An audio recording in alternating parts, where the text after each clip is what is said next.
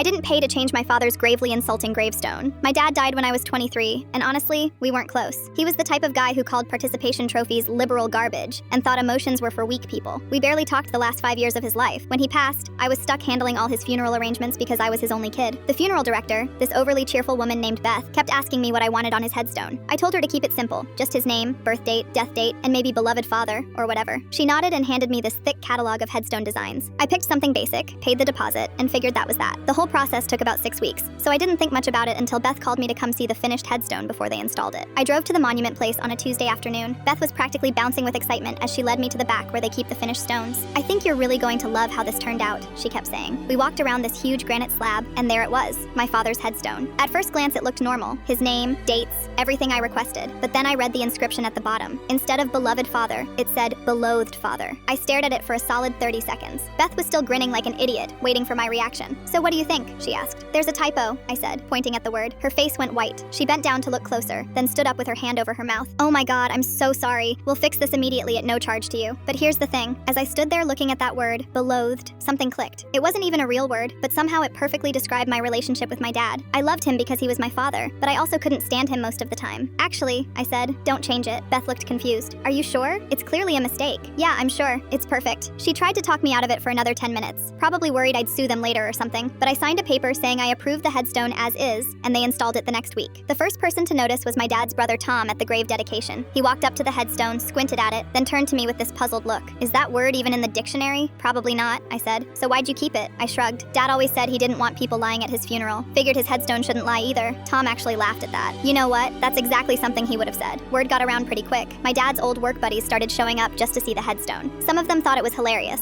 Others were offended and told me I was disrespecting his memory. But the weirdest thing happened about 6 months later. I was visiting the grave on what would have been his birthday, just sitting there in the grass, when this old guy walked over. He had to be in his 70s, using a walker. "Excuse me," he said, "but is this your father's grave?" I nodded. "I've been coming here for months just to see this headstone. My son and I had a terrible relationship too. He died 3 years ago, and I had them put beloved son on his stone even though we hadn't spoken in a decade." He paused, looking down at my dad's headstone. I wish I'd had the guts to be this honest. That's when I realized the headstone wasn't just about my dad anymore. It had become this weird symbol for people who had complicated relationships with their family members. I started finding flowers that weren't from me, little notes tucked under the headstone. One note said, "Thank you for showing me it's okay to have mixed feelings." Another said, "My mom was beloathed too." The cemetery staff told me it had become a tourist attraction of sorts. People were driving from other counties just to see the beloathed father headstone. They had to add extra parking because of all the visitors.